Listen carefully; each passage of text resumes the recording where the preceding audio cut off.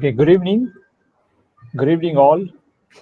Welcome all to this Curiosity Circle session on an yet another engaging topic. Today's session is on reviving the academic publishing model. And we at Curiosity Circle felt encouraged to conduct this session given the recent development of three academic publishers, Elsevier, Ville, and the American Chemical Society, having filed a suit in Delhi High Court on December 21st, 2020, seeking a ban on websites such as Sci-Hub and LibGen, which have made academic research related information freely available to all. So we welcome you all on a panel discussion where we will review this entire academic publishing model. We somewhere were encouraged and we felt that this is an apt time where we should be talking about this particular issue. For all of those who are totally new to this lecture series, I'll give you a very brief background on what Curiosity Circle is. So Curiosity Circle, I am Ashutosh, one of the members at Curiosity Circle. We are a small group of people. And what we do is we conduct a lecture series, which is a follow-up activity of the March for Science. Some of you might be aware that every year, uh, scientists all across the world, including in India, we march out on the streets to put forth certain demands that we have so that the government considers certain demands that the scientific community has. And these demands are like that all policies should be based on scientific principles, and we should not propagate and there should be a certain increase in the budget. We should increase the budget for science and certain other such demands. And this started in 2017, where we felt that in order to be heard, we need to do something actively. So all scientists across the world, not just India, marched out on the streets with these demands. And since then, this particular activity has been going on every single year.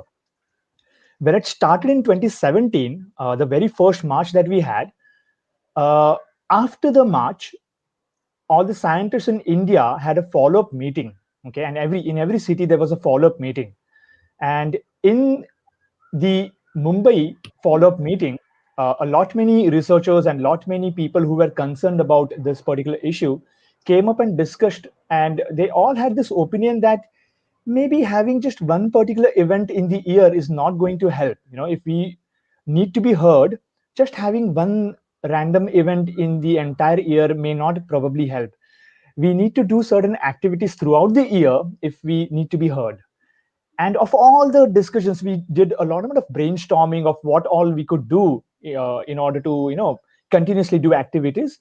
And of all the suggestions that came up, one particular suggestion was that it is very important that the general public understands the importance of science. Okay, so if we are having certain demands that okay, the budget should increase for science and this and that, is the general public really aware of how important science is and what role science plays in the society? And we need to take efforts, and who else would take efforts other than the scientists themselves? So we all scientists need to come up, and we need to engage in activities where we increase the public awareness of science. And that is when we thought that we should start with this lecture series by the name of Curiosity Circle, where every month on a Saturday we would call upon an eminent speaker, not to talk about some technical aspect of the research that he or she has done, but rather pick up on an aspect of science, talk about a certain aspect on the philosophy of science or the history of science, so that, and this is a session that will be open to everyone, for the general public to attend, where they would get an understanding of what science is and what role it plays in their lives. Okay. uh, Last year, and like the March for Science event, since the time that the March for Science event has been going on every year, we have started with this Curiosity Circle activity. We had sessions every month. And last year, when the corona pandemic struck us, everything went online. So even the March for Science event went online, where rather than we had a virtual format to the march, where rather than marching out on the streets, what we rather had is we had online sessions to engage with the general audience. And Curiosity Circle was no exception. So Curiosity Circle now comes up with its first virtual session this time. And as I said, this is yet another engaging topic that we have. We will be reviewing the academic publishing model. And what we will be doing is we will be having a panel discussion on it. And we have 3 panelists with us. So the first 2 panelists are Dr. Swati Patankar and Dr. Abhijit Majumder. Both of these are professors at IIT Bombay. And our third panelist is Dr. Reeteka Sood, who is the research coordinator at NIMHANS, Bangalore. Dr. Reeteka Sood, along with Dr. Abhijit Majumder, they have been actively involved in the ISRC, Indian Science Response to COVID initiative that was taken up when we had this particular pandemic. Okay, where basically they reached out to the public for so that public understands what this COVID is about. There are certain questions that the general public had, which they tried to address through this particular initiative. So I'm really very excited now over here to start with this particular session. And so let's begin with our session today. And to open up this particular discussion, the way I would want to do it is where I would want to ask the 3 panelists out here that could you begin with by starting to share your personal experience, because our entire topic is on reviewing the academic publishing model. Could you just begin with sharing your personal experience of how was it when it came to publishing your first research paper, and maybe any other story that is associated with this? So over to you, 3 panelists. Thanks for being here.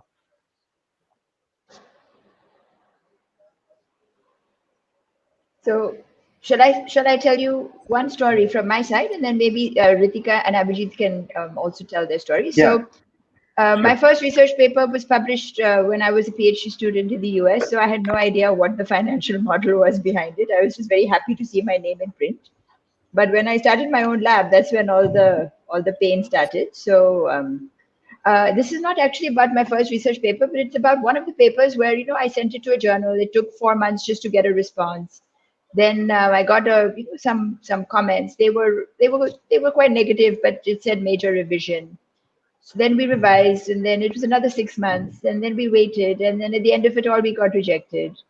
There was another experience where my students, we did everything that was asked of us, and the paper was accepted, and then I knew I had to pay a huge pay charge, so I wasn't sure whether I should be happy or sad that the paper got accepted.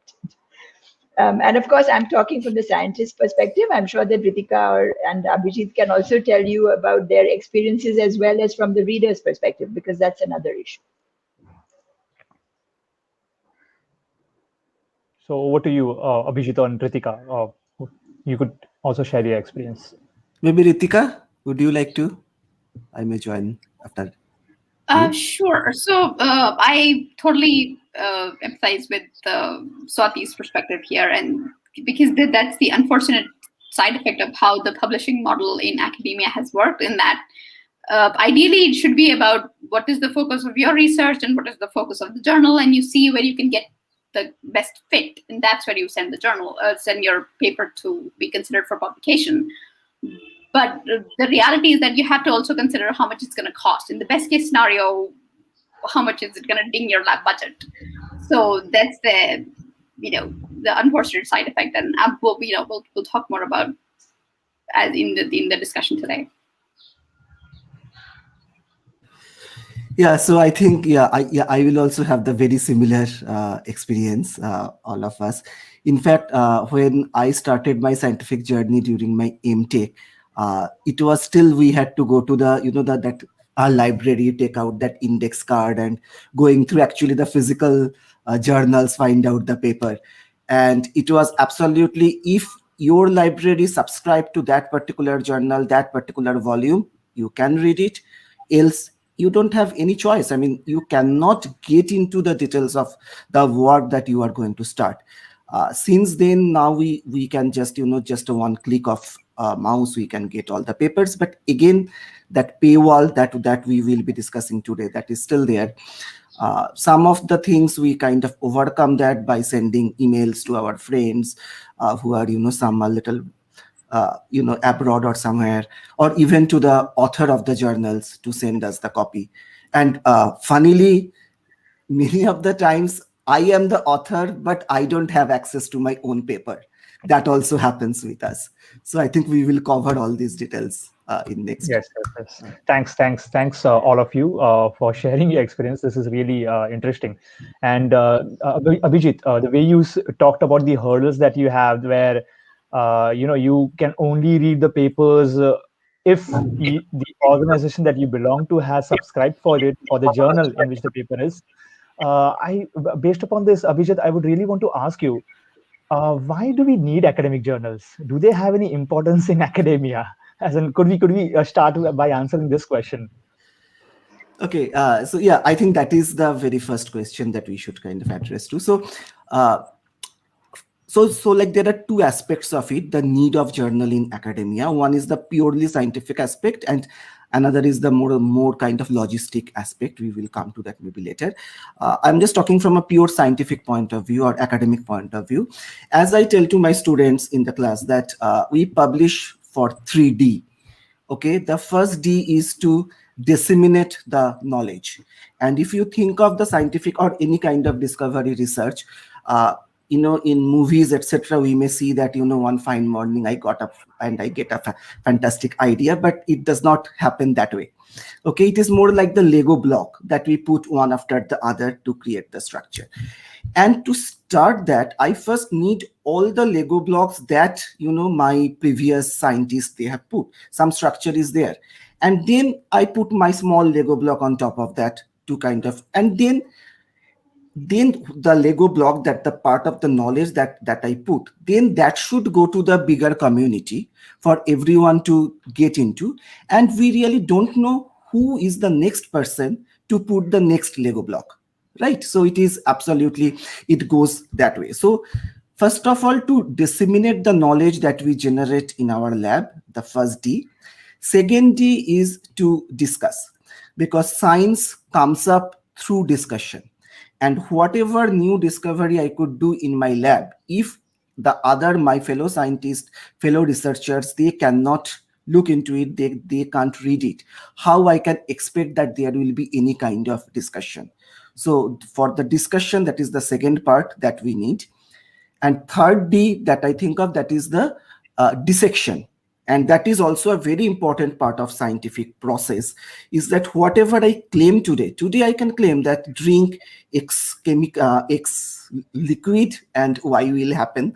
But that should have a very solid scientific basis. And that is what I'm talking about, the dissection. My fellow scientists should get a chance dissect my claim and to judge that prove the evidence that I am giving out, whether that really has merit or not, right? For all these, and when I am talking about the disseminate the knowledge, it is not just among the scientists, even for the common people. If today you see that the hydroxychloroquine is good for COVID or not, as a common person, you should have the access to go through the journals and check that what are the scientific evidence for that. So I think for all these things, a platform is required where the scientific knowledge can be distributed and can be easily accessed. There are some other logistic issue, but I think we will discuss that maybe later. Thank you. Okay. Thanks for sharing this. You have very nicely dissected this particular topic and presented it to the very basic knowledge that is needed. So talking about this basic knowledge, my next question would be to Swati. Talking about having academic journals, I would like to ask you that historically, when was the first time that people thought of having a journal for knowledge exchange? And as in, we would really be interested to know about this. Swati, could you comment on that? Yeah, of course. So, I like reading about history because it gives us a background as to what we are doing today. So I did some reading about it, and I think it's a good backdrop to our discussion today. So before journals started, scientists who were doing research for a long time, obviously for centuries, they were doing their work. And as Abhijit very correctly said, they want to communicate their work to their colleagues and their peers, even if they are a little bit far away, if they're not in the same university. You want to communicate your science to your colleagues. So what they were doing was, there were two ways of doing it. One was that if you collected enough information, you wrote a book and you published the book yourself. So you had this, book of my discoveries of the last 10 years. And the other thing that they used to do is that they used to write letters to each other. So then they would discuss their science through letters, right?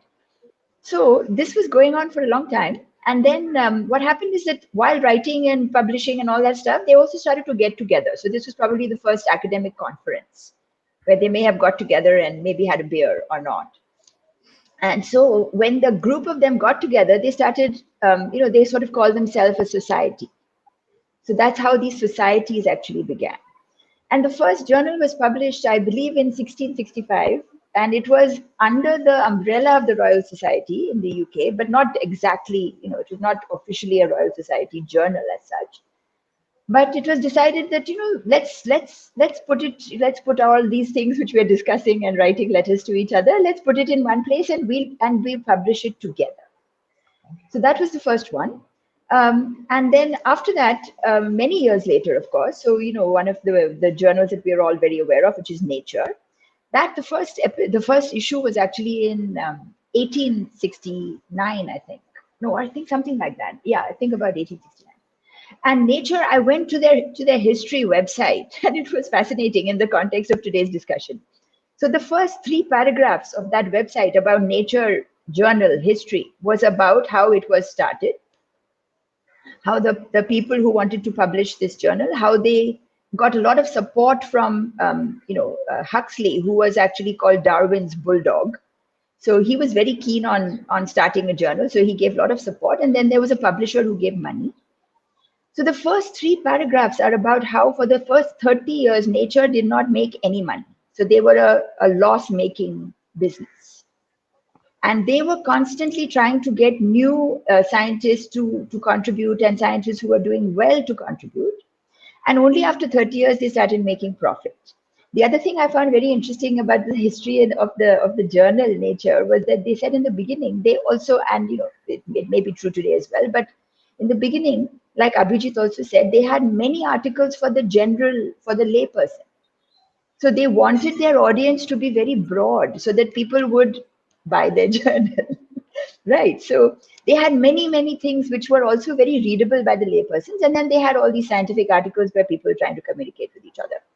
And the other thing that I will mention about Nature is that they priced it at 6 pence, 4 pence, which was below the average magazine cost of 6 pence.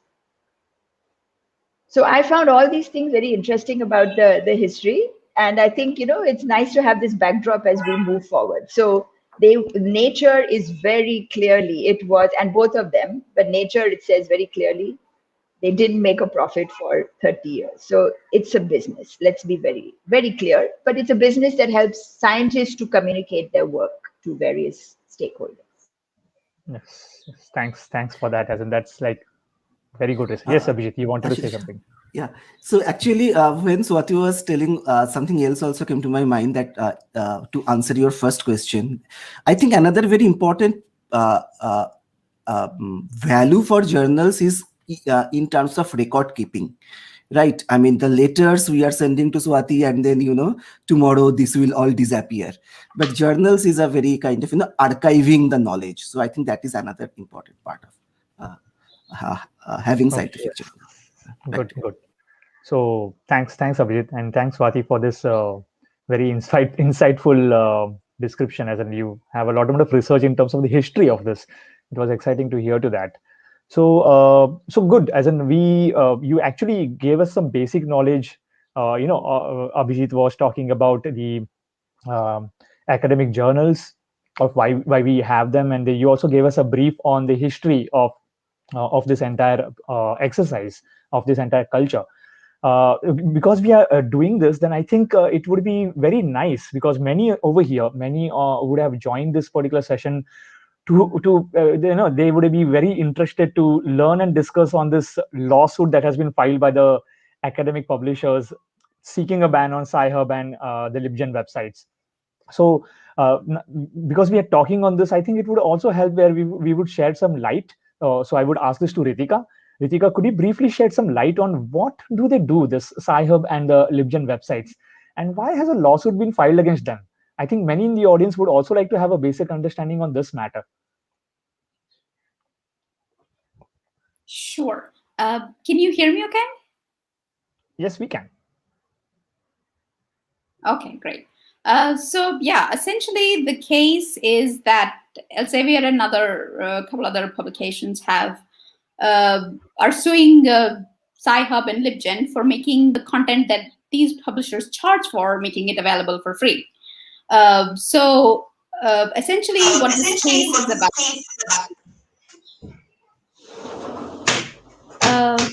Is it only a comment?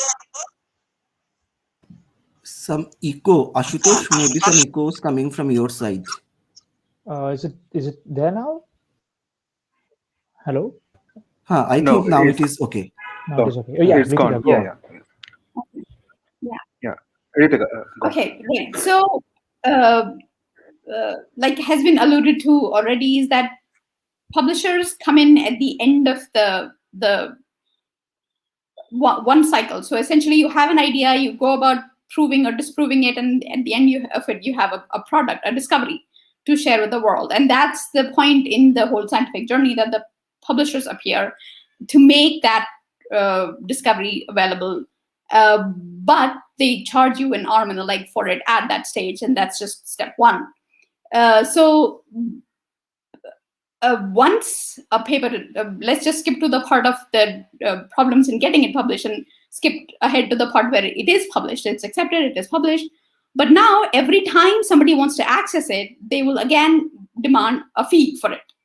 And Sci-Hub and LibGen have sort of, short-circuited that step to say whatever paper you want, if it's out there, you can see it. And so obviously that creates a minor ding in the profits that these publishing companies make. So hence their beef with Sci-Hub and LibGen against making they're accused of piracy. But here's the thing: if piracy is a crime, then price gouging should be too. They charge you a lot just to be able to access the content, and I'm not saying that this is for free or should be for free, but then if you compare what the effort is and what goes into it and what they charge you for it, it seems highly unequal. So essentially the case in particular is for the courts to decide is there or should there be a link between scientific output and profits made by publishing companies. That's what it comes down to. Okay. Thanks a lot, Reeteka. So let's go further. So we actually have set the stage for today's discussion. So let's dwell into the details of what we want to discuss today. So the next question that I would address it to all the three panelists. So when we talk about journals, there are several indices that dictate the quality of a journal, like the impact factor, which is a very influential factor to be considered. And then again, from the researcher's perspective, you have these factors such as the citation or the H index. So do you think that these factors are really needed? Do they help academicians in any way?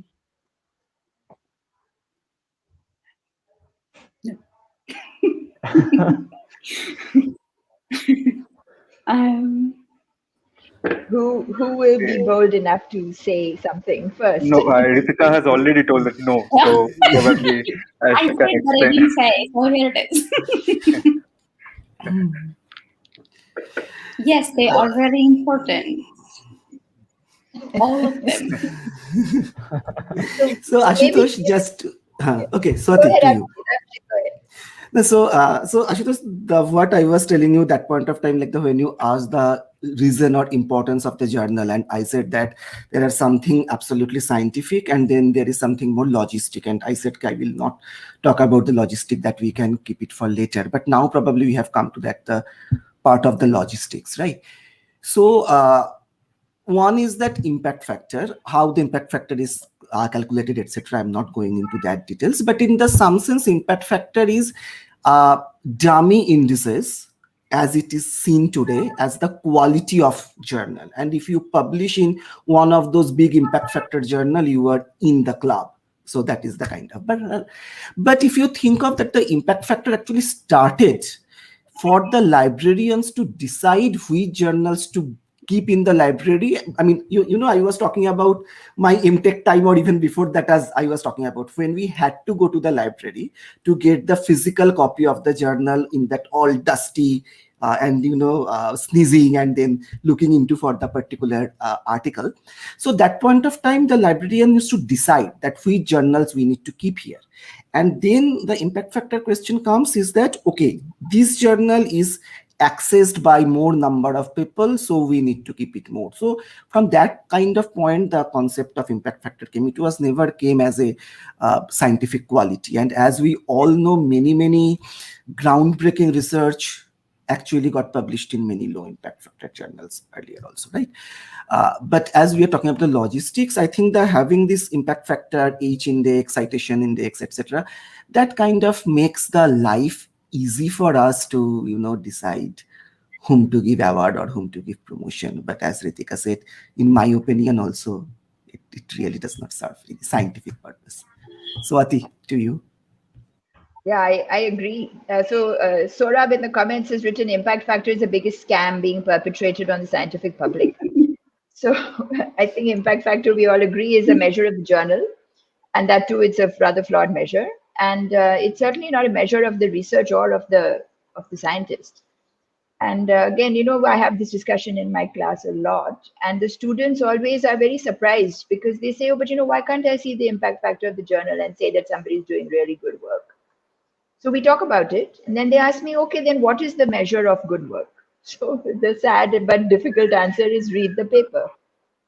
You have to read the paper. So Abhijit is exactly right. It's much easier to come up with a number than it is to read papers and figure out whether you actually think that the science is of top quality. So it's the easy way out. Okay. Ashita, just before you go to the next question, so when Swati was telling, something came to my mind, just a personal anecdote. When I was doing my PhD, I did from IIT Kanpur. And honestly speaking, I did not have any idea about the impact factor. Okay. Once a new PhD student joined in the lab, and she came to me and asked, Abhijit, what is the average impact factor of this lab? And I was, what? I don't know what is that. And then she actually, whether to join the lab or not, she wanted to decide based on the average impact factor, of that lab. And so, yes, I just wanted to share this personal anecdote. Can you answer that question now? You were asking for my lab? I never calculated. Actually, Abhijit, if which is, again, since we're on the anecdote part, I'll tell you one which I really shouldn't, but I will, because I don't keep my mouth shut. But so this is not about journals or about papers or lab. It was about some award. It happened to be an internal award. And I think at IIT, we love formula. We love to calculate this divided by that, multiplied by 0.3, and the differential divided by the second base or whatever. So we had this huge formula for calculating this award. And at the end of it, we did all this and we got some number. And at the end of it, I said, well, but do we know what was inside that document? I won't tell you which document it was. It could have been a paper, a thesis, it could have been anything.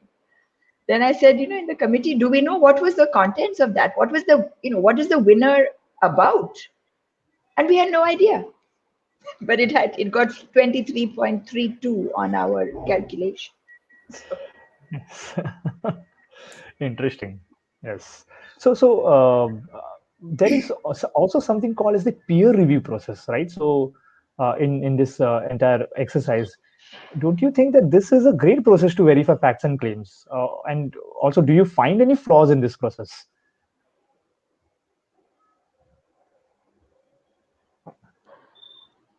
Reeteka, would you like to go ahead?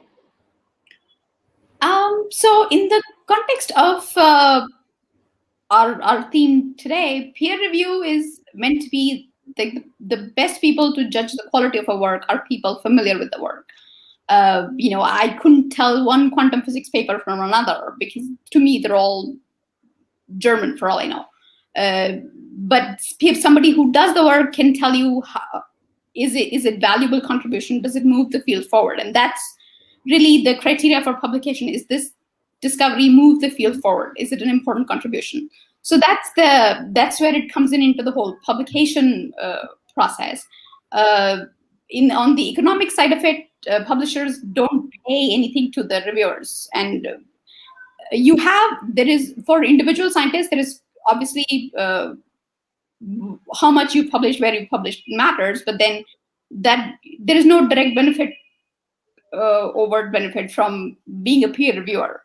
That kind of gets overlooked. So you get, again, it's a double whammy. You don't get any, there is no monetary or otherwise benefit from doing peer review, even though that's the crux of doing science, and that's how publishing also works, is that how your peers respond to what you have discovered. Okay. So Abhijit, would you like to add something more on the benefits and flaws that are involved, the way Reeteka was sharing? Yeah, maybe I can just put one comment here, Abhijit. So someone commented that the peer review is the list of all levels being discussed today. So like all human endeavor, it is flawed, but it's still the best way to judge science. So would you agree or disagree with that? Yes. I mean, yeah. So what Saurabh said, I mean, I guess we all will agree to that at this. I mean, that the reviewing process or the peer review process is the way to kind of decide whether the evidences are kind of acceptable or not, right?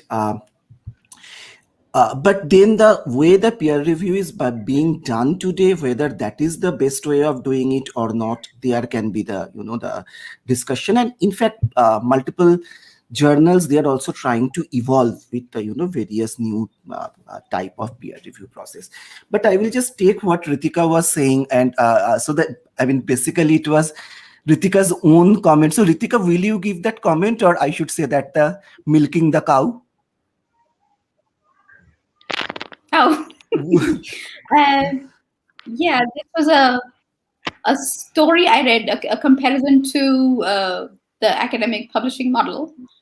So comparing it to milking cows, which is that, so the way it works is that when you submit a paper, you pay the publisher, and then the publisher charges every time somebody wants to access the paper.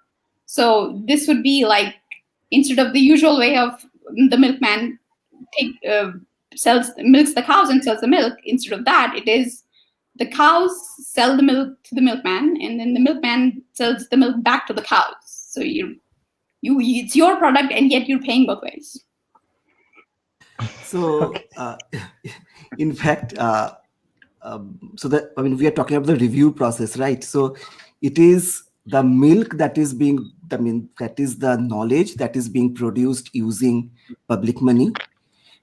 Then the review process that is done by the reviewers, again, absolutely free of cost, free of charge. And then when, as a reviewer, as a author, or as just a common person, I need to access those knowledge, I again have to pay. So it is just paying multiple times. So yeah, I think, and the review process, I think Swati can also add more, but I mean, as Saurabh also said, that it is the best way at this moment, but whether we should have a double blind or double open post-publication review or pre-publication review, so there might be multiple different models here to discuss. Over to Swati. Swati, when you speak, could you also share something on the history of peer review process, if you have anything on this? Yeah, I did read about that. So I'll talk about that maybe towards the end of what I'll say, but I was trying to connect some of these discussions that we're having, so we're talking about what these publishing houses actually have to offer to us today. So they certainly offer us a platform, which is very important because we need to share our research. They also do seem to offer this sort of credibility. And this credibility comes through peer review as one of the methods, and it comes from the journal itself. So there's this this intangible thing of credibility of your paper, because which the journal is offering, actually, right? So I did read about the history of peer review, and again, so that was also very interesting. So there was no really formal peer review until I believe the 1970s, believe it or not. So I was reading that apparently there's a famous story that Albert Einstein, he sent his paper, and this is how the papers used to get published. They would be sent to your, to the other scientist who would be an editor of the journal. So Einstein sent his paper to Max Planck, and Max Planck sent it to somebody else to review. And Einstein was really annoyed. He said, "I sent you my paper. How dare you send it to other people? It was confidential between you and me, right?" So this was our letters being exchanged between each other. So this is a little bit like PNAS, perhaps, who knows? So I think peer review was happening, but not to the large extent that we see it today. And I was very interested to read that that peer review became the sort of what we know of it today in the 70s in the US. And the reason was that the US government was trying to control the scientific, what they worked on, where they were, whether, what was the quality of their work. So the government, and through a lot of congressional hearings, was trying to have more control over scientific enterprise, over the endeavor of science, including quality, trying to assess quality. So that's when the scientists said, no, we will assess our own quality. We will do peer review of each other. Right. So that I thought was very interesting because, it came from us. We said that we don't want the government to be, or at least the US scientists said that they don't want the government to be, giving us some, marks. So we'll give ourselves marks. And that's where the whole thing actually took off. So again, this is sort of interesting in the context of all the things that we're discussing. Okay. Yes, that's a very interesting story. So we'll move on to the next question in our discussion. And the next thing that I want to ask is, I would want to address this question to Reeteka. Reeteka, could you tell us about this? See, journals, all the journals that we have, they neither pay the researcher who has created the knowledge, nor the reviewer. Okay. Then what I want to ask is that why do they ask for money? As in, could we address this question? Very good question. Yeah, so there is the logistical side of things. There is the process of taking your discovery and through the print and getting to the final stage of it. And I don't think anybody would dispute that they should be able to cover costs and even turn a profit off of that. And this is like anything else you buy on the market, right? There is, you have a choice between where you would buy it from, who has what you want, and who has it in the price range you want. But this is where academic publishing differentiates from anything and everything else, is that one is what's called exclusivity of content. One paper or one even niche area, one publisher owns it. And that's the only person who's got it. So they take advantage of it. If you want to know the recent discoveries or what has been the work that has been done in that field, only one person has it. There is no choice the reader has. And if you want to publish in that, that's where you go, because that's where everyone who is interested in that area goes. So you have a huge imbalance right there. And what it seems is plain and simple. They take advantage of that. You don't have a choice in terms of where you can go. So there is the fact of, there's only so many publishers.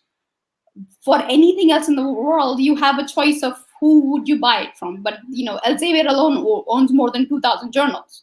So if you want to go in any of those, you have to abide by their policies. And that's where we've been getting, as in academic community has been getting hammered, is because you don't have a choice.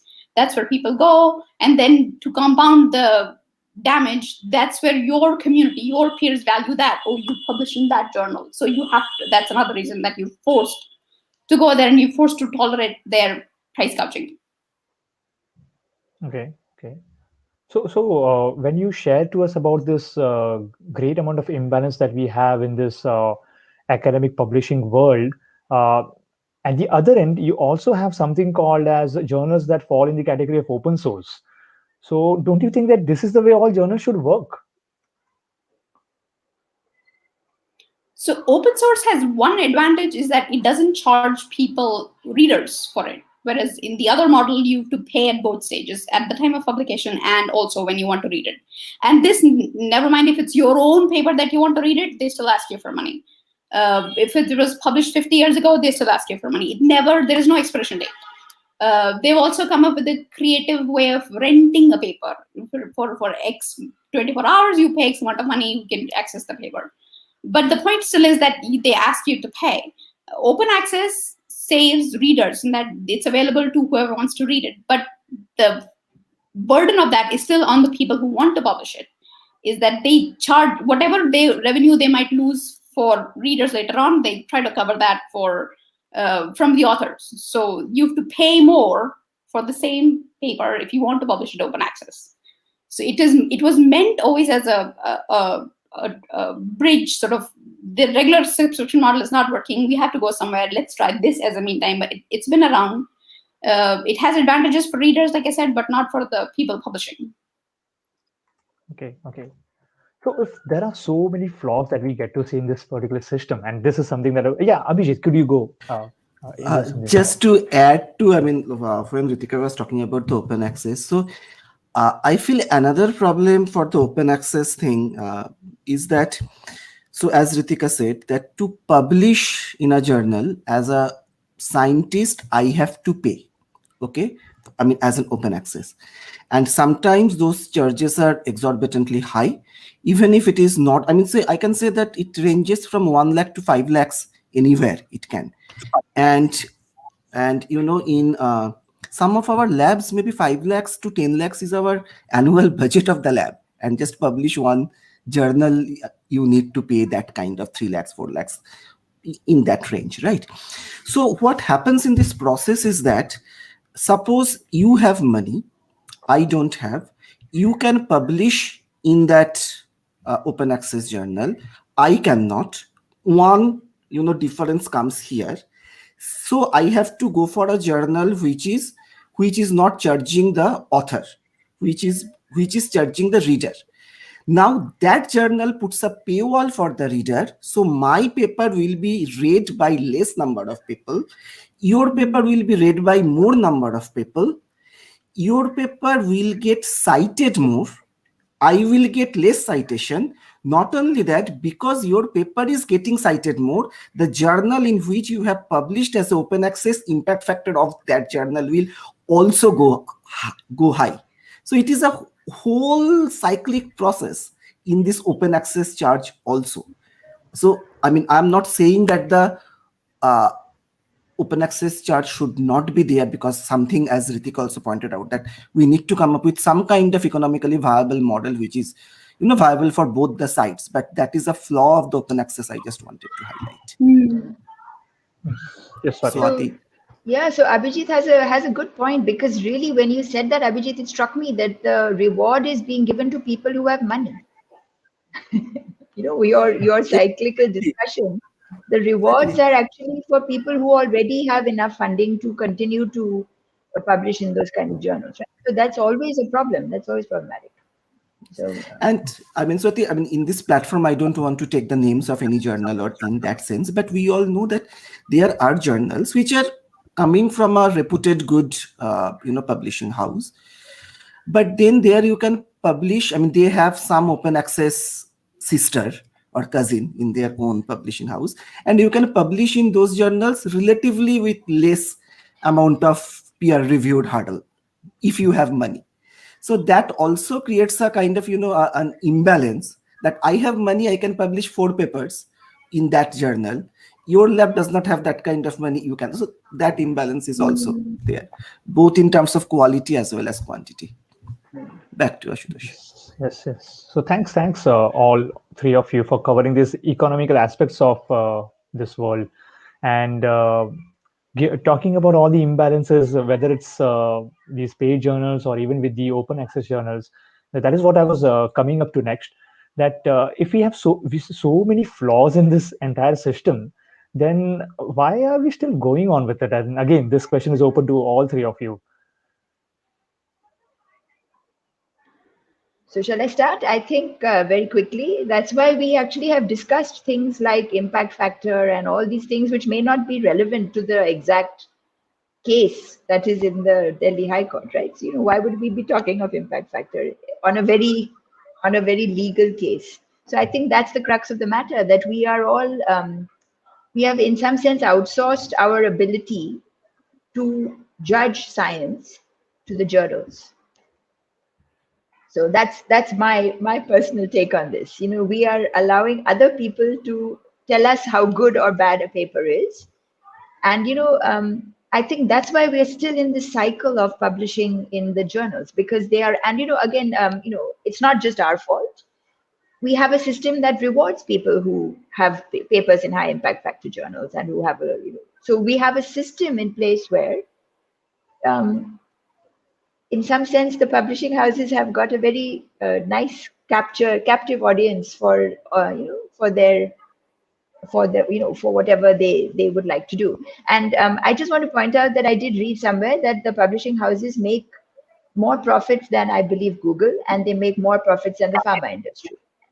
So, I think we should also be clear that what kind of profits are we talking about in the publishing houses, right? I mean, because we are saying that they must run the show. Obviously, they have to run the operations. But what kind of profits are they making? And I believe that they are rather large. So my answer to why we are still in this cycle is that we have outsourced our ability to evaluate science, which should be our own responsibility. We've outsourced it to a number of the journals. I would say that this goes back to the whole reason that why journals and other businesses running journals got started, in that they approached scientists to say, let us help you take away the logistics of the paper, the printing, the circulation. We'll do all that. Which I'm not saying that we go back to the system that scientists doing everything, but then the fact is, having a paper is one thing, but what that paper means, having a paper in this journal with that impact factor, with this citation index, and blah, blah, blah, blah, blah. All of that is not the doing of the publishers. That's the academic community. That's on us. So they're taking advantage of a broken system. We can hate them for all we want, but it's on academics to fix the system. If people were given credit for your paper being on Bioarchive, which is free, anyone can access it at any point, then it would take away the power of the publishers currently have, which is that you haven't published in this journal with that impact factor. Never mind the fact that that journal with that impact factor also publishes garbage, but nobody considers that. So while we're saying that the publishers are source of a lot of evil, but then academics have to be more proactive, in my view, of balancing. We haven't done anything to balance out the system. There we have chips in the game that we haven't cashed. Okay, any more comments, Abhijit? Yeah, so I think Reeteka and Swati, they have covered the whole thing. And the point is that if we think of, as Swati was telling at the very beginning, the history of the publication, right? The purpose was to reach to our fellow scientists, to kind of whatever I have done in my small lab, get that out there, right? But in that whole process, I think over the years, we I mean, again, I'm kind of asking as a scientist, as an academician, as a whole, we outsource, when the question of the credibility comes, right? If this is paper from my field, I should be able to judge the paper, the credibility of the work by myself, at least to some extent, right? I should not believe, or I should not be dependent on someone else to do this job for me. And I think Saurabh commented on the comment box. I saw that if the impact factor and number of publication, all those numbers are, the number crunching is the deciding factor, then a simple, a computer programming can, as Swati was saying, 0.3 multiplied by something divided by something, and we can do it, right? Then where we can use our intellect. So I think that is something that it is going on, because it is making our life some sense easy, some sense difficult, but some sense easy. But probably the difference is now coming to that extent that so far the whatever it was making our life easy, that was able to compensate the other part. But now jo Hindi mein matlab, as he says na ki pani ab, what is the word is called, sar ke upar se behne lage. Ha. So it is now going to that level, so that we need to be proactive.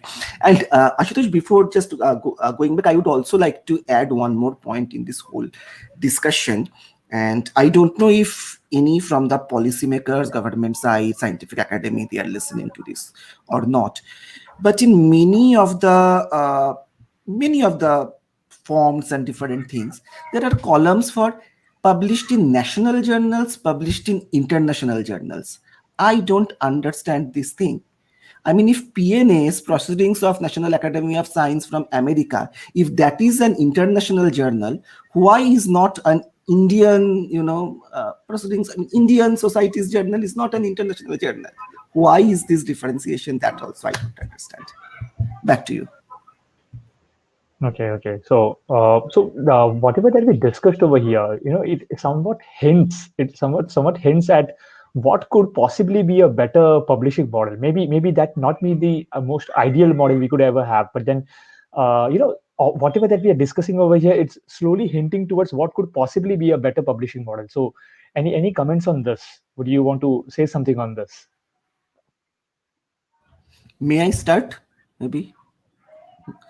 So I think what Reeteka just said, that there are something called like archives. Okay. Say for the biology, we have the bioarchive. For the medical science, we have medRxiv. Physics, we have just archive. So something that we can deposit our manuscripts there. So if we go back, that what was the purpose of publication, right? Earlier journals were needed because it had to be a physical thing. Someone needs to publish it. Now that someone needs to transport it from America to India, India to America, all those things. Now those barriers are gone. Now everything is online, right? So then our purpose was to disseminate, to dissect, to discuss. Now, if I put my manuscript on Bioarchive, Swati will read that. Swati will give her comment. So it is also being peer reviewed, but it is post-publication peer reviewed, not pre-publication peer reviewed. And all those comments will be there. And we can see each other's comment, what other people have written. And also another point here, that in a present form of publication, I publish something, it goes through the peer review process, then after the publication, Reeteka finds some problem in my paper. I mean, problem meaning if it is a big problem, I have to take the paper back, but some kind of, there is a scope for improvement. In the present model, we don't have that scope. Once it is published, it is frozen. But in a bioarchive kind of thing, if I want, okay, after reading all the comments, I think, oh, this particular experiment I should have done. I do that experiment. I put the second version of the papers. That way things may get evolve, rather than a small discovery, I publish one paper, another small discovery, I publish one paper, increasing the number of papers also exponentially. So I think these things can be done. Reeteka and Swati. Interesting. Yeah, can I just add to that? So, actually, Arunan had made a good point earlier. He said that for students who are just starting out, for beginner school and college students, peer review and cross-reference are some of the criteria that they suggest for trying to evaluate the paper. So I think that what Abhijit just said about completely open peer review, where you can read the comments. So on Bioarchive, and there are many journals now that are also putting these, peer review comments on their websites for everybody to access. I think that would also address what Arunan was saying, that, students, I think, could learn a lot more by reading the actual peer review online, rather than those 3 reviewers. Frankly, sometimes, many times even we are like, what are you talking, guys? You're not making any sense, but, I have to just listen to you. But the people online, they're saying, this is what I think. And I think that would be fantastic, even for Arunan's point, because the people who are learning science, they can see it all online. And, just before I hand over to Reeteka, I feel like we must recognize that we live in a world which is not the 1800s or the 1600s. We live in the online world. We are having this panel discussion on, on the internet, and everybody's joining from their homes. So why are we in this 3 peer reviews and this and that? I mean, We have moved on in so many other ways, but we are still sitting on that, publishing model, which in some sense has been around for a long time. Yes, over to you, Reeteka. Yeah, so I mean, there have been other models that are being tested out, and some like PLUS or Public Library of Science has been around for some time. So there are in that sense, PRJ is another journal started some years back. So both of them will have an alternative. So there is the article processing charge, which goes in, from 1,000 to Nature Communications is the top, which is like $5,000 plus. So you pay to publish one article, but then these other outlets will offer you alternate plans. If you can either choose to pay the APC, or you go by what PLUS Libraries calls community publishing, which is to say that your institute will pay a flat fee, which is much lower amount than what it costs you to publish one article in one journal. And by doing that, by paying the publisher one flat fee, you get access to two journals which are related. So then that expands their audience as well. And if you publish in one such journal, then you have access to another journal by the same publisher. PRJ has another model where they have a membership option. So the membership fee is much lower than the article processing charge. And depending on if you have a membership, then you can publish anywhere from 1 to 5 papers over a 12-month period. And you don't have to keep paying the per article charge. So there are other systems being tried out, but then how successful they are depends, again, on a lot of it depends on the academic community themselves. If you publish in PRJ, for example, that's been only around for, I think, 5-6 years, and then somebody on your hiring or promotion committee says, PRJ, what is that? It doesn't have, your discovery doesn't have value because it's not in Science or Nature, then it defeats the purpose. We're sort of digging our own grave there. So which model ultimately wins out? Maybe more than one, then it depends on the publishers, yeah, but also on the academic community, which is what I think at the larger point there should be. Yes. So good. We had a very lengthy discussion, and we covered almost many different aspects on this particular topic. So we started with some basic knowledge about what academic journals are, why do we have a need to have these journals, and then we went further. We picked up on different aspects of this publishing world. We came about talking about all the very different flaws that we have in this entire system, and towards the end we could also actually come up with certain possible solutions that we could possibly have to this problem that we face as a reader and as a researcher. So I think we have enough discussion over here where I think people from the audience would have many questions to ask. So I think I would hand it over to Divya Sankar. Divya, could you just take up a few very interesting questions that have come up in the chat? So let's take that and maybe the panelists could help answer those. Yeah. So before going to comments from the participants, I just want to ask 2 questions. So that is from my side. So one thing that one of the motivation behind this panel discussion we are having today is this lawsuit against Sci-Hub and LibGen. So so that is another kind of model that you are. So what Sci-Hub is doing, that they are giving free access to. It may be illegally, you may say, but they are giving free access to all. So do you think that this kind of model will exist? I mean, what's your comment that whether the Sci-Hub and LibGen, they are doing this is correct or not, this is legal or not, this is ethical or not? What's your comment on that? In my view, they're doing a huge service. Sorry, I could not get it. Yeah, like the Robin Hood. It's a great service that Sci-Hub provides. Okay. And anyone else, like Abhijit or Swati, if you... I know that Abhijit has an opinion on this, so I urge him to tell us his opinion. So my opinion here is that that might be very different from many of the people here. Like for example, what I'm trying to say is that definitely Sci-Hub is doing a great job for the students, and I'm talking here sitting in IIT Bombay, or Reeteka is in NIMHANS, which are well funded institutes, right? But there are many colleges and universities where students don't have any access to anything, and then getting these journals and access through the Sci-Hub is a fantastic thing in if that context.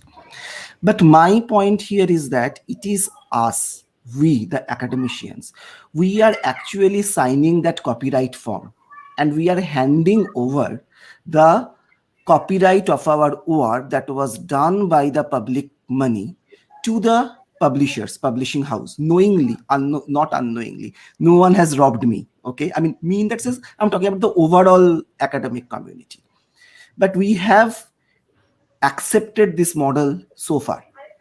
Now, what Sci-Hub is doing is essentially, if I think of some business model in, say, in the country, I may have strong opinion against those corporate houses. I don't want to take any names, but say one or two big corporate houses. I have a very strong opinion against their policy.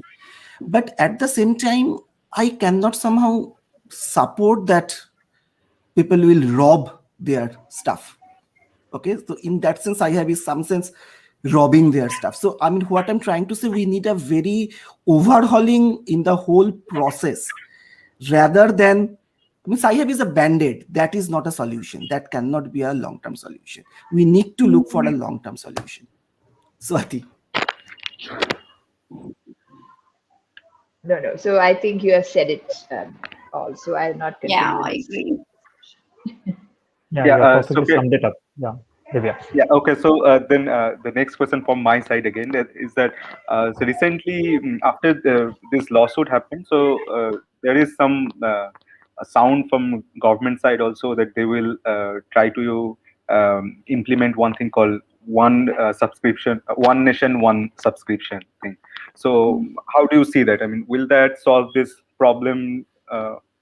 Completely or to some extent? What's your opinion on that? So maybe definitely it will solve the problem to some extent. They can come up with the. I think that some other countries also tried, but Elsevier, the publishing houses are also not ready for that.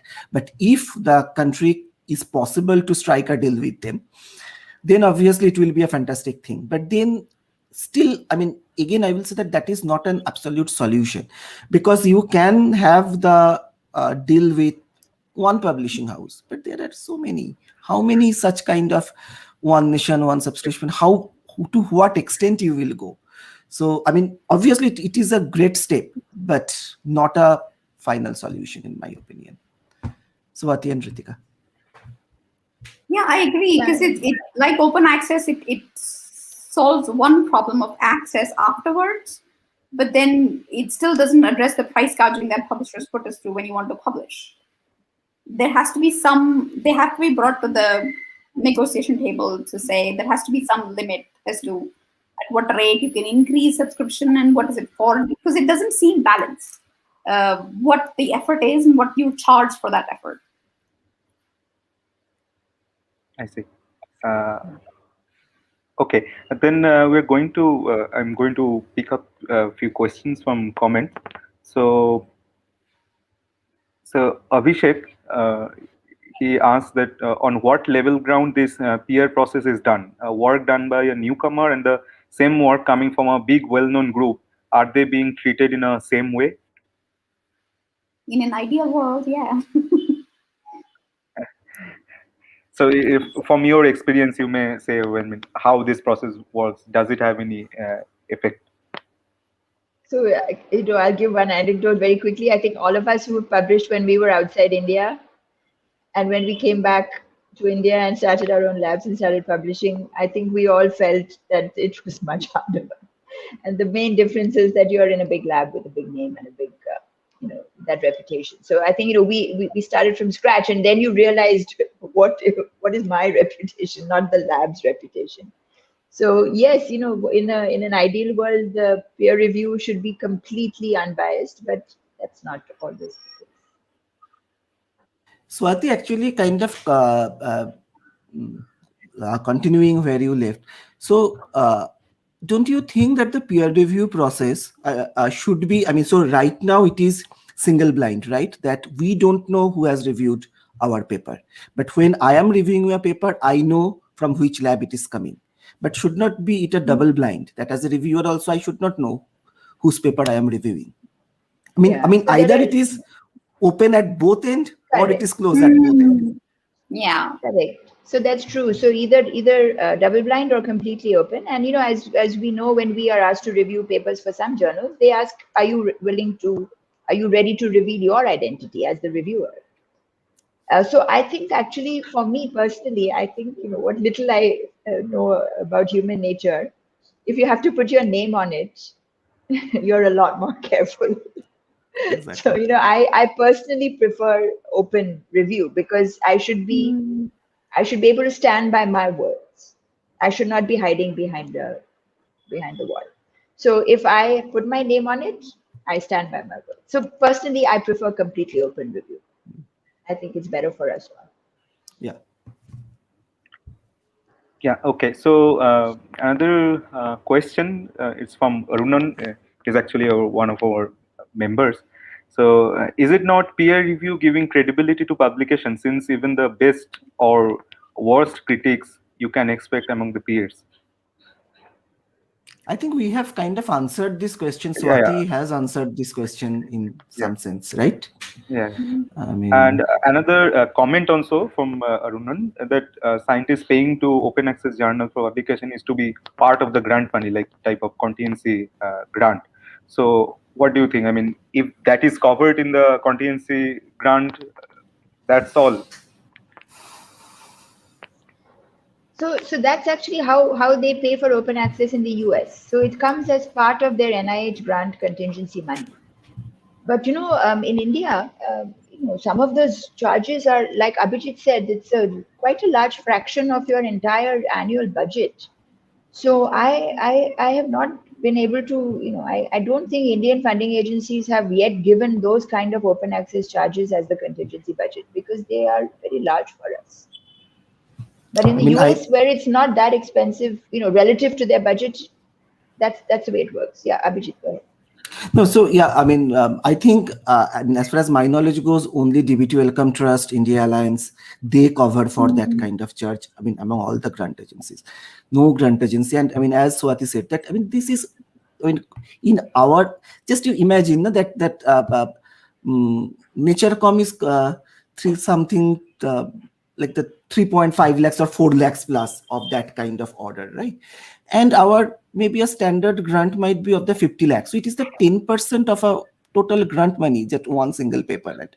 That's it. That is exorbitant from our angle. And also something what Swati pointed out much before, and I think Reeteka also said that, that it is not just who will pay the money. Also the question is that how much money should be paid, what is the margin of the profit a journal can make, so that also something should be have some control over there. It is not just whether the government, finally it is the public money, whether the grant agency or whosoever gives it. That's true. Yeah. Okay.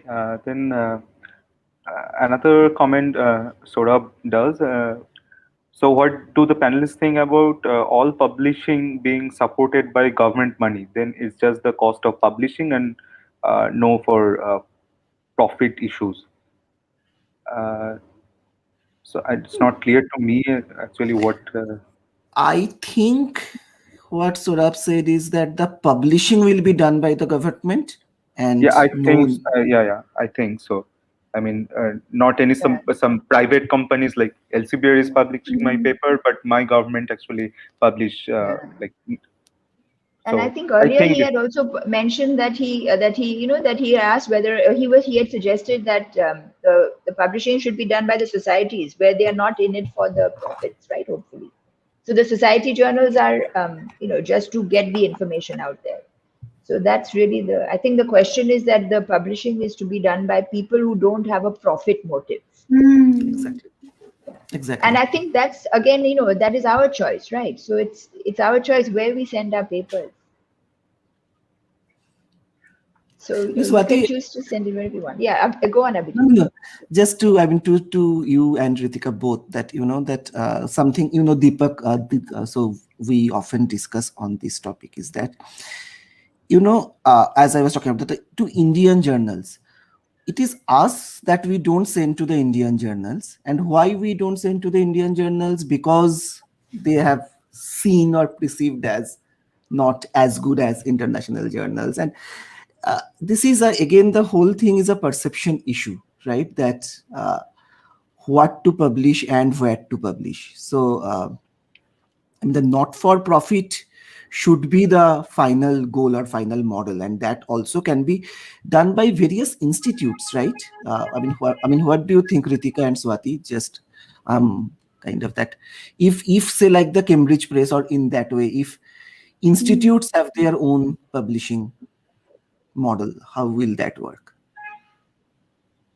Yeah, it has to come down to knowledge as a public good. It shouldn't be up to private motives. Like, then whichever form it takes, whether it's a national government that does it or an institute administration that does it, but then the goal has to be profit motive. Profit making cannot be part of it. That's why we're in this quagmire, is because there is no check onto how much profit they can make. So they keep jacking up the price, and there is no mechanism to keep that in check.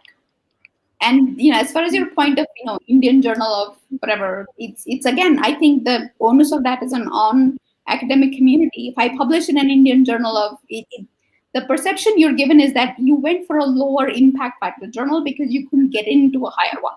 Your work is not as good. So then that is something academic community is inflicting on ourselves. We can't blame the publishers for it.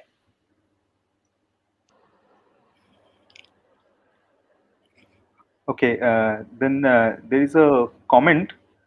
This is from Krishanu. He says that in mathematical statistics, some of the societies run electronic journals which are well respected, free for both authors and readers, is also peer reviewed. Okay, and someone say Arunan again says, how do we move forward from here? Bioarchive model. So he's asking. So yeah, we have probably discussed in the last question that what can be the possible alternative we have discussed. But I just while we were discussing about this thing, I was just thinking one thing that it happened before. I mean, probably several times. That 2 years back, probably in my field actually, a paper came on archive stating that we have got room temperature superconductor. Okay, there's a clear title: room temperature superconductor. Okay, and at the very next day there was several news articles in newspapers, and they're stating, yeah, from some Indian institute we have got room temperature superconductor. But well, this was not peer reviewed, and then they're still doing their work to actually understand what is happening. But what do you think? I mean, if there is this kind of, like Bioarchive, you are saying this is a post peer review, but this kind of miscommunication will not happen then. So I just report something. This is like Facebook wall, right?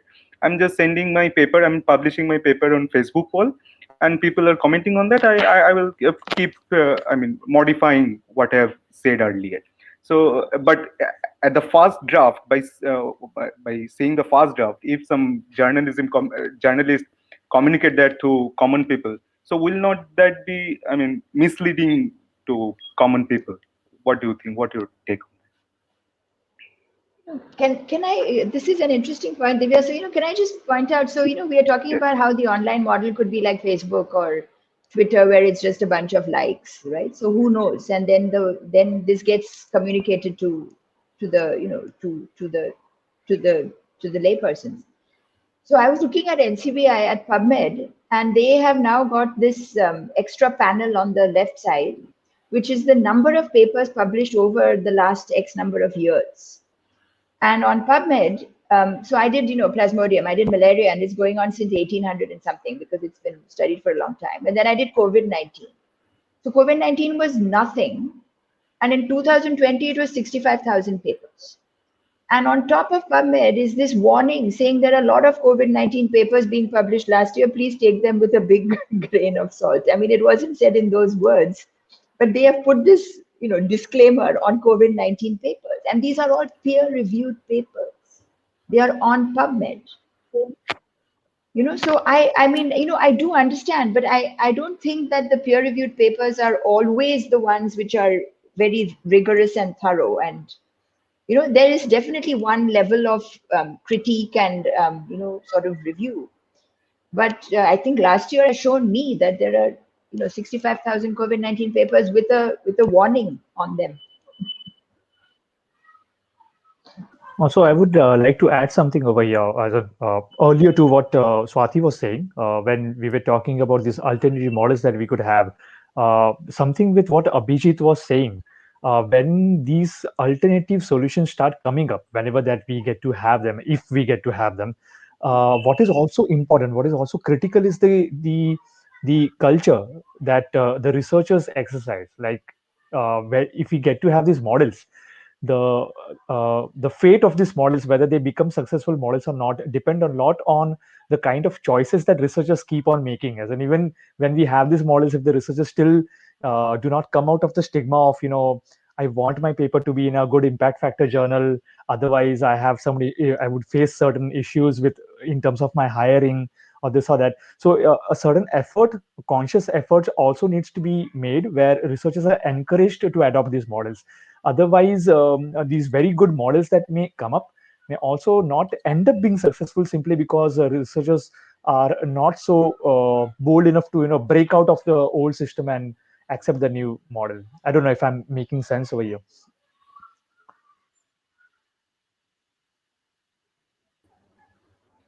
Yeah, Ashutosh, I think if you want to, we are all. I think we've said that we are also trapped in a situation of our own making. So I think you're very right over there. Just very quickly getting back to Aranand's question, where he said, "Is it bioarchive is the way to go?"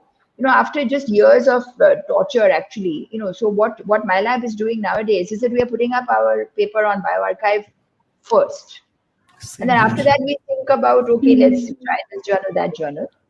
And I was talking to one of my students, and she said that actually two of my PhD students, the senior ones who have recently got their papers in a journal, but before that they were on bioarchive, and the student said that when her paper was uploaded on bioarchive, she felt much happier than when it was accepted in the journal, because she felt that this is what science is. She felt open. It's actually there for everyone to read. So I don't know if she's planning to go into the academic rat race, and I don't know if anybody will keep that opinion once they're in the rat race. But I really appreciated that. She said that it made her very happy that her work was out there. And the other thing which I like about bioarchive is, I teach classes on research methodology and science and writing and things like that. And I would love to take a paper that is from bioarchive and to take the journal published version and to see how much they differ. I would love to do that analysis one day. Not analysis, but I would love to do that exercise with my students. So, I think for me, bioarchive is something that I feel that that's a really great option for all of us. I think somebody has done something like this. They compared, for a set of papers, they compared the archive version to the published version. And for most of them, they found no difference. So that was their whole thing of, well, what is peer review doing if it's the same version that you have on archive ends up being the published version? So I mean, anyway, that was the angle they took. But yeah, it would be very interesting to see it firsthand. There's this conversation going on, which perhaps Divya can get into that one, because there's a conversation going on about some electronic journals which don't charge either the authors or the readers. So it was from Krishanu again. So he told that so he mentioned about that in mathematical statistics, they have this electronic journals where none of them actually pay for that. So being, he said that being electronic, they have very little cost. Maybe other subjects can think of similar model. That would be great. Yeah. But Reeteka, I think the Surab also given that answer to that is that there are already multiple journals which are online only. Still, they are charging. That's the whole point.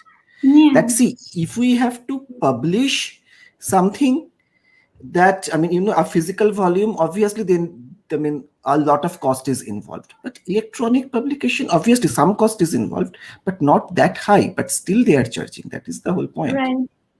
Yeah. And so that's the whole thing, right? Who has control? If it's a profit-making business that has control, then they will do whatever the hell they want. But if it's so, these electronic journals, I would be curious, who are they published by? Is it a society for that? Is it a non-profit that publishes it? Yeah, what Krishanu told, actually, this is it seems like some kind of society journal. So right, yeah. So that's what it comes down to. It's not. He specifically tells that. I mean, in mathematical statistics, some of the societies run electronic journals, which are well respected also, but free for both authors and readers.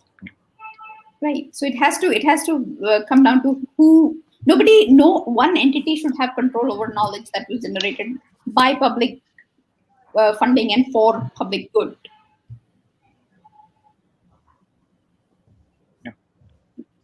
Yeah. So we have another question here. So Mukund, he asks, except the reputation that conference publication hold, aren't the conference proceedings a better model? They are even affordable and scalable.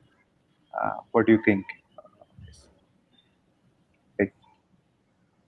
They do have a lot of stigma with them. I don't know if that's a field-specific thing.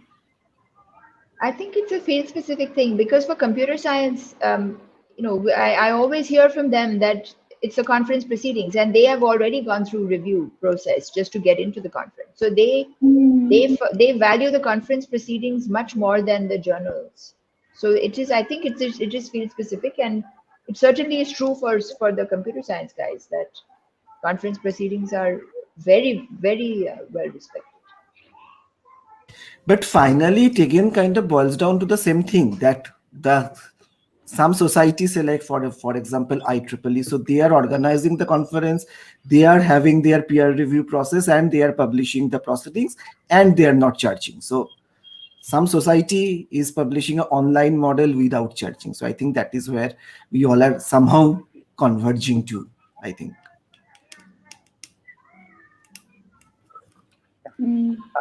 Okay, so I am converging to Bioarchive and then publish in some journal wherever you want for your career and your CV and your promotions. But I really like Bioarchive. The same here. I mean, from my lab also, we have now started putting everything on the Bioarchive. And then, then the pain is that now some of the journals, they don't accept if the paper is already in the Bioarchive. Correct. And then recently, if I give a kind of a personal anecdote, so we published a paper on Bioarchive.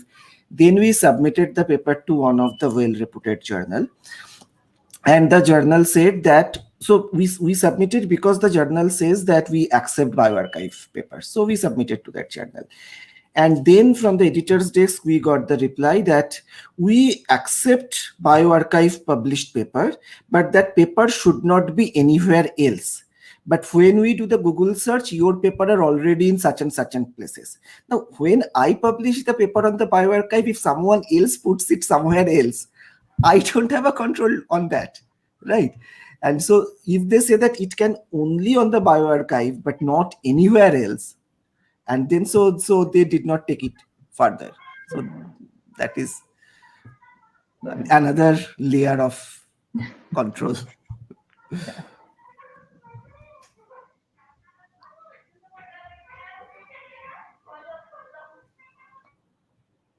So I think society journals, not for profit, and Bioarchive and a couple of things perhaps more. Divya, perhaps you have kept track of the other suggestions that have been made.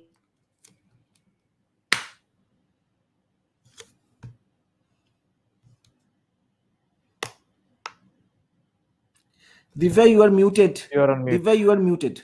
Oh, sorry. Yeah. So I think there is no question coming right now, and there was a discussion going on, but it's still, I mean, we have kind of addressed that this electronic journal thing, and so yeah, so we're kind of done. So Ashutosh, if you just want to Yes. conclude So with. what I want to say is that see, though we had a very lengthy discussion over here, and we covered many different aspects to this topic. I would think that there would still be many questions that many people would have to ask, and probably so much so that we might need to have another session if we get to have many such questions. So what I want to tell to the audience out here is that though we discuss over here and we are taking up questions on this particular platform, once the session ends, you can always, with if there's any question that you felt wasn't taken up over here, or if later on you get to have some question that you wish to ask and you want to discuss on that, it would certainly be taken up on our other platforms that we have. So Curiosity Circle, this particular session is live on YouTube. We do have our Twitter handle, and we do have our blog and our Instagram. So Dibya, you could share that on our screen so that the audience can actually if they have anything they can so we can continue our interaction. That's all I want to say. We can continue our interaction on these other platforms as well. And yes, coming back to the panelists, we are really grateful for this very nice discussion that we had. So I really thank you for this very insightful discussion that we had today. Okay, and we would be looking forward to having you. So what we normally have is this time we had a panel discussion, but then we also have talks. So maybe we would be looking forward to any a particular talk on a very interesting, yet another interesting topic.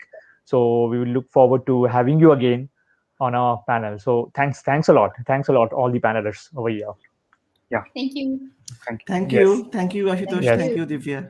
Thanks. Thank you. Back to the audience, I would want to say that anyone who would like to, if you have really found this interesting and you would like to be a part of attending more such sessions of Curiosity Circle, please do not forget to drop in your mail ID in the chat so that we can get back to you with our further sessions.